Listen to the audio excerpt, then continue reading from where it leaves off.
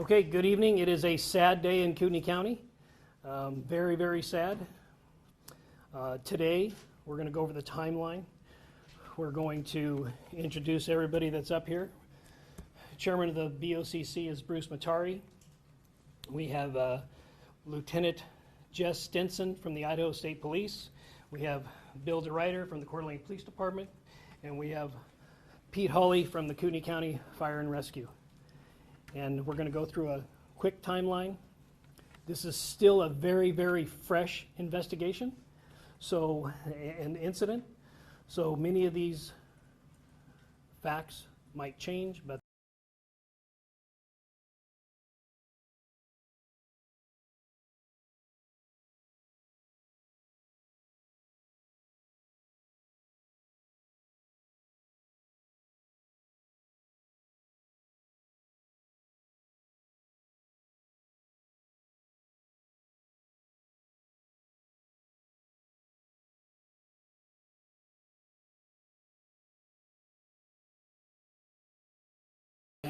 where we have assets that are responding to the aid of these firefighters. We still have an active fire. We are managing about 17,000 square foot containment area. We are requesting other law enforcement agencies to assist us. We had a great response. We had the Spokane County Sheriff's Office responded in force, the Spokane Police, the Coeur Police Department, the FBI, many agencies responded right here in Idaho, Bonner County, Shoshone County, Kellogg. So we had about 300 law enforcement officers that were on scene that were trying to make heads and tails out of what was occurring. And during this time, we exchanged gunfire with the suspect, and we also got information. We received information from the White House, from Kash Patel, the FBI, from Governor Brad Little, and also Raul Labrador, that anything that we needed, that they would absolutely respond. So we had a lot of assets that came into that command post. And then we had a briefing about 6:30, about 18:30 hours at the command post.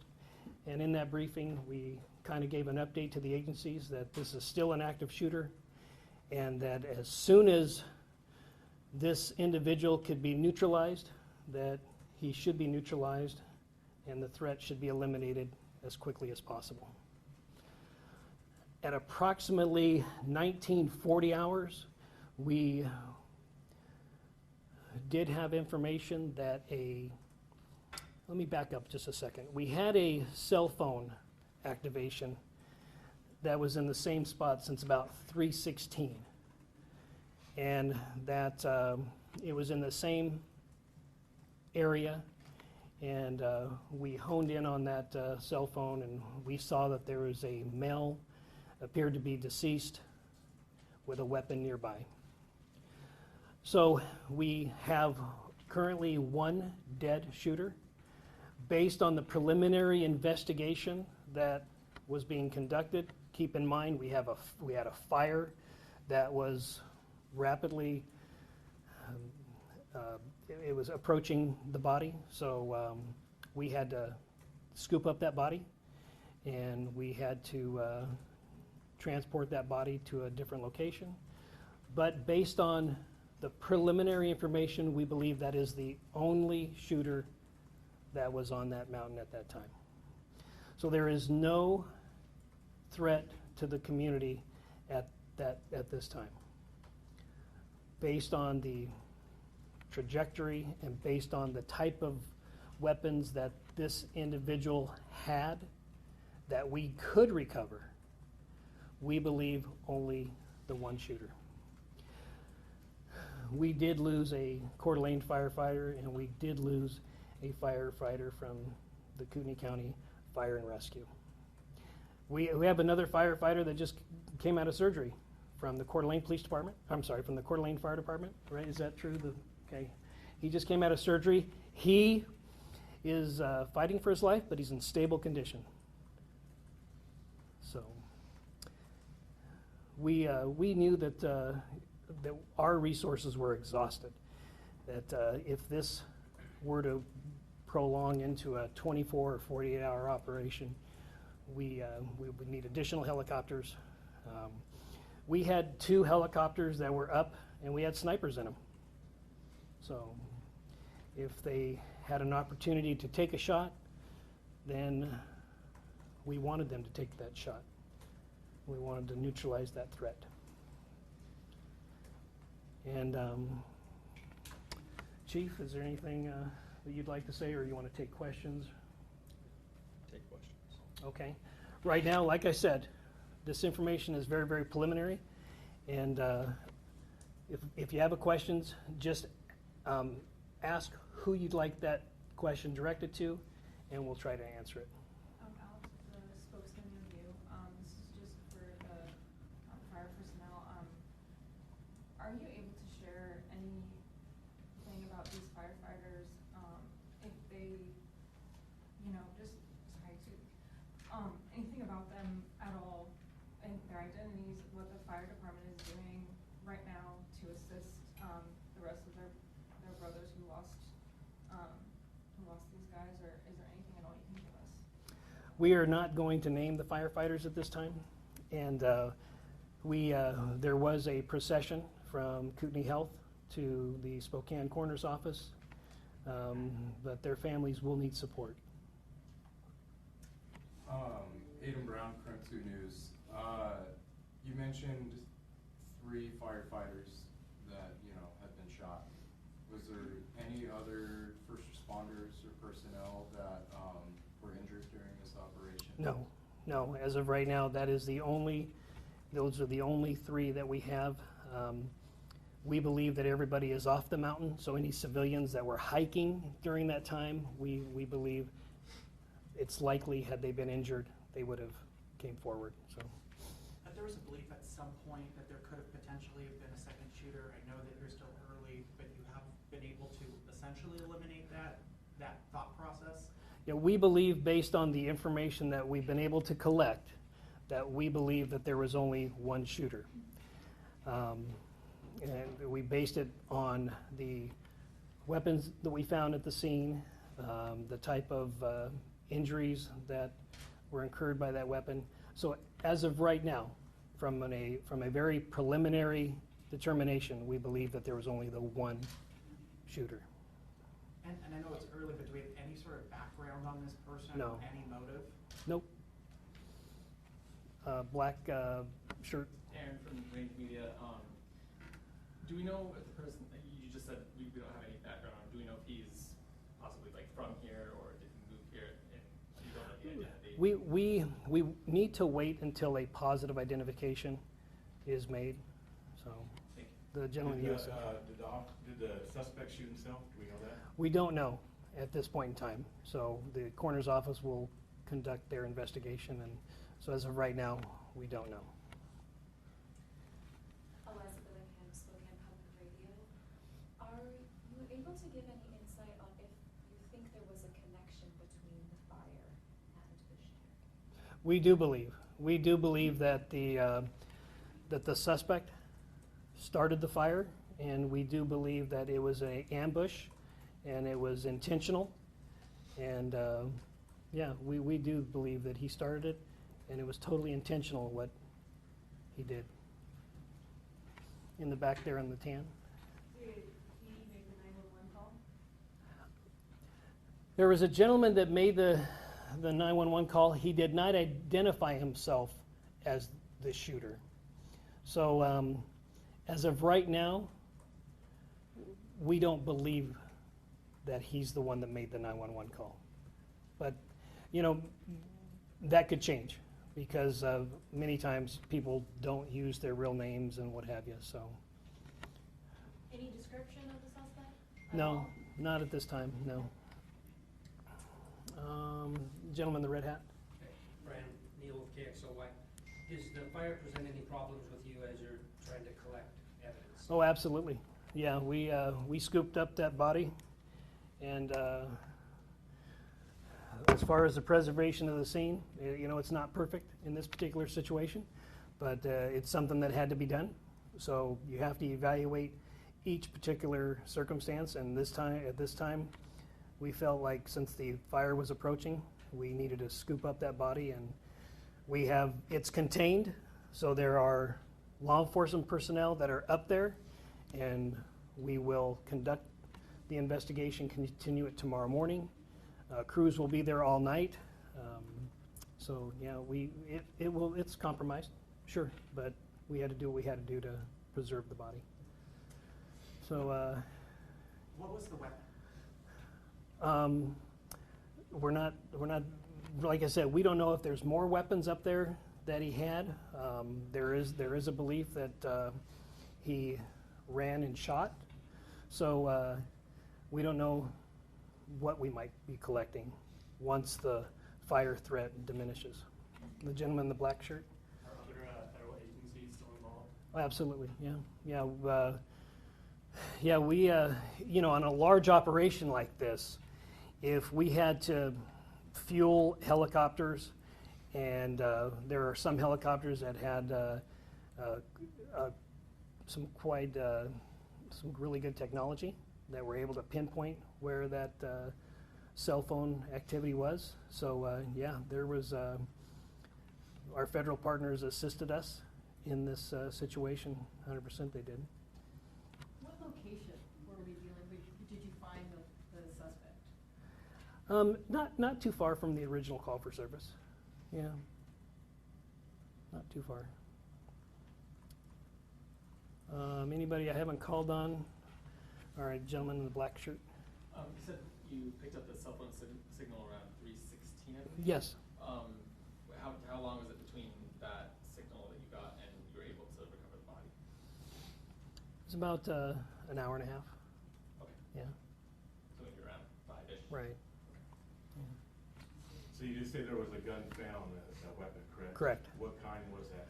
We're not releasing that right now, just because we had to scoop everything up so quickly. We could not preserve the scene like traditionally we would like to. So we believe that there's a likelihood that when we are able to enter the scene again tomorrow without the threat of fire, that we'll find other weapons that were placed. So this was a total ambush. These firefighters did not have a chance. Sheriff Garrett, with the spokesman review, can you just describe the terrain and how difficult it was, or maybe how simple it was to access that area? When you have an environment where you don't know where the bullets are coming from because of the trees and the shrubbery and what have you, it is daunting for police officers, let alone firefighters who are there just to put out the fire. So it's very, very difficult.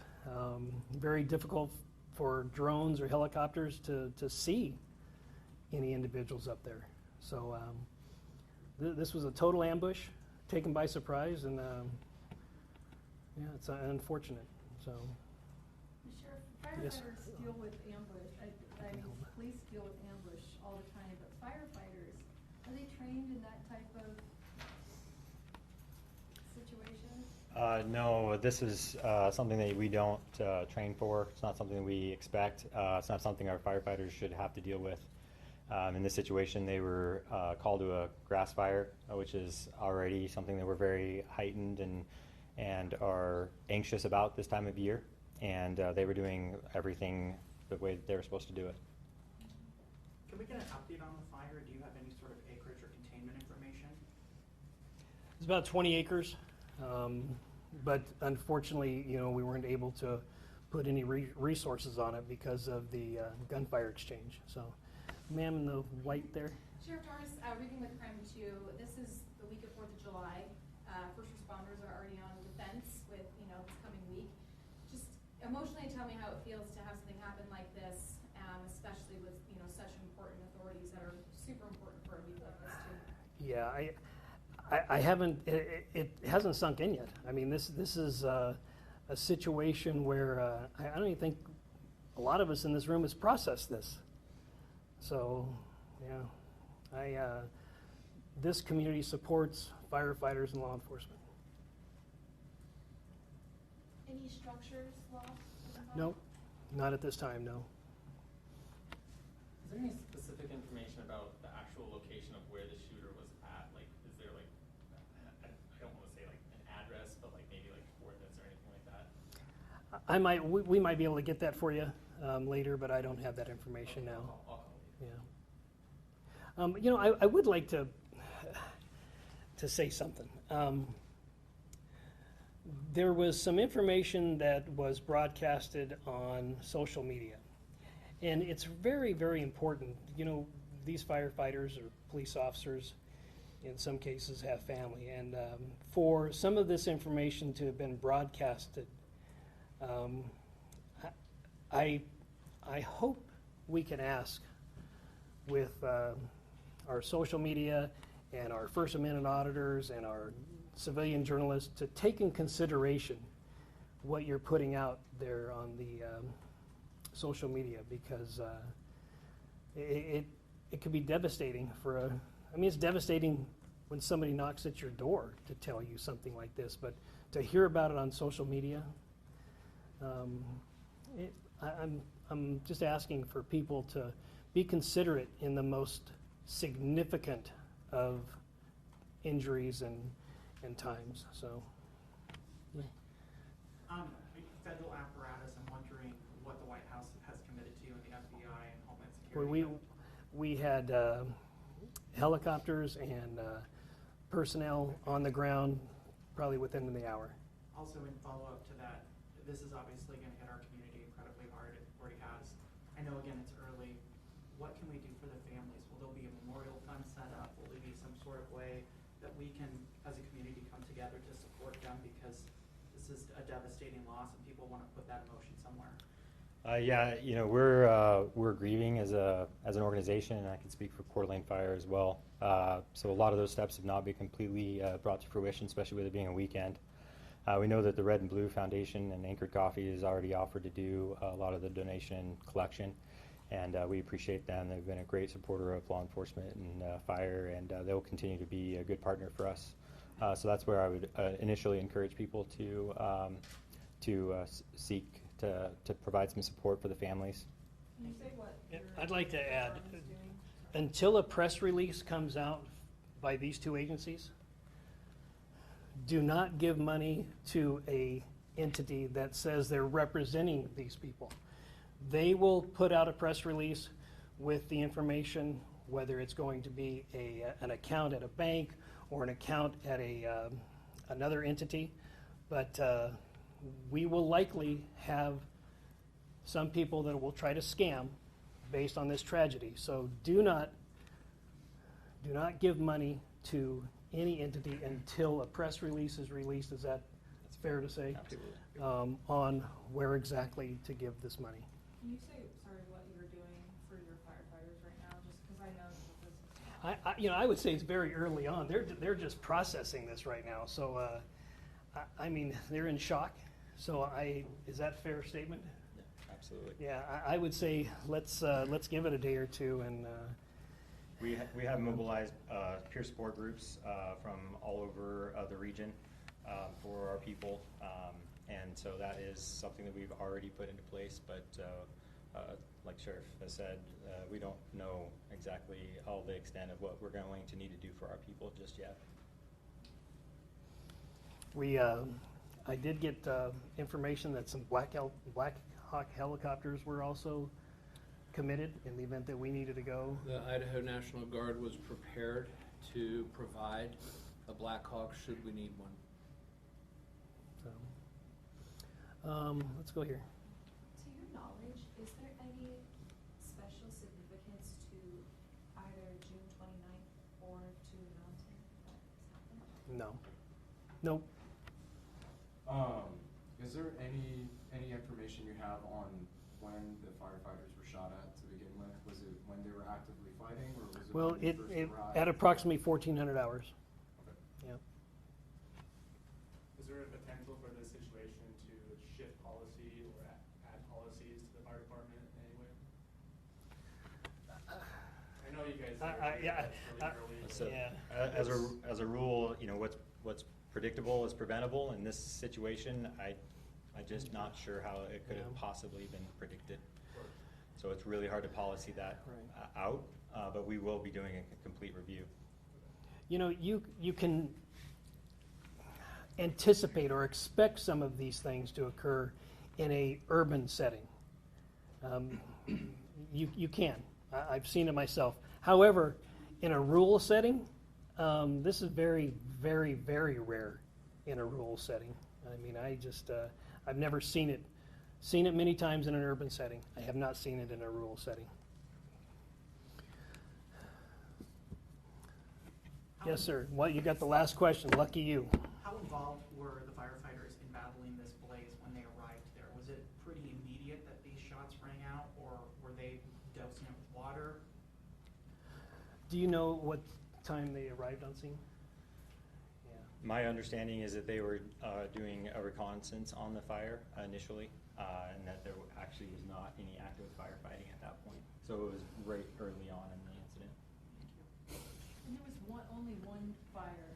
I know that there was, misinformation out there that there were multiple fires started, but there was just the one fire. Correct. So for Kootenai Fire Rescue, can you spell your name for me? I'm so sorry. My last name is Holley, Holley. The Idaho State Police is handling the officer-involved shooting aspect of this investigation. And I'll, if you have any questions to them, or our commissioner, the chairman of the board, Bruce Matari, we can, or if you'd like to say anything. Okay. I'll say something here, because there's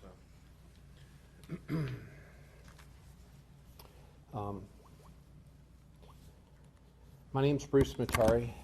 I am the chairman of the board of the county commissioners in Kootenai County. First, I want to extend my most sincerest condolences to the loved ones of the firemen we lost today, and give my prayers to those injured and fighting for their lives. What happened was senseless and tragic beyond words. I also want to highlight the incredible rapid response from Sheriff Norris and his office, and how they rallied quickly with surrounding law enforcement agencies at the local, state, and federal level, and that includes outside the state in Washington. They quickly contained the suspect and prevented him from further harm to others. The response was phenomenal. June 29, 2025 is a day that we will not forget in this community. It is the day evil showed its face, and we lost two outstanding professionals of the highest quality. And I cannot fathom why anyone would commit such a heinous act. This kind of senseless violence is unheard of here, as the sheriff had mentioned. This is not who we are as a community. And when you hear how others portray the people who live here on the news, it's not true. What happened here decades ago is not reflective of the fine people who live here today. And I want everyone to know that this is a wonderful place to live, to raise your family, and visit. It is a place that is comprised of caring and considerate people who look out for each other. And we, this community, will look out for those who are grieving from this tragic loss of their loved ones today. And I ask that the people watching allow time for this community to heal from this unbelievable loss. And that I also want to thank the fact that, the resources are here and that they've been made available at the state level to support our local law enforcement and even at the federal level. It was an outstanding response, and Sheriff Norris and his office deserve all the credit for that. So, thank you.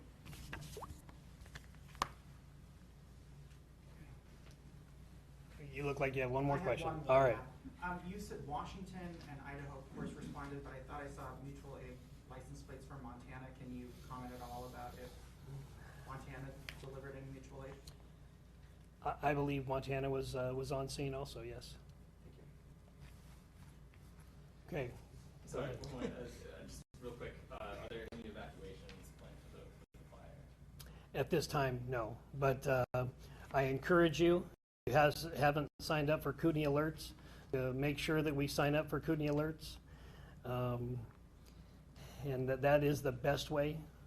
We did send out an alert for people to shelter in place at this time if you're in that impacted area. So Kootenai Alerts is a great way to stay informed. Okay, thank you.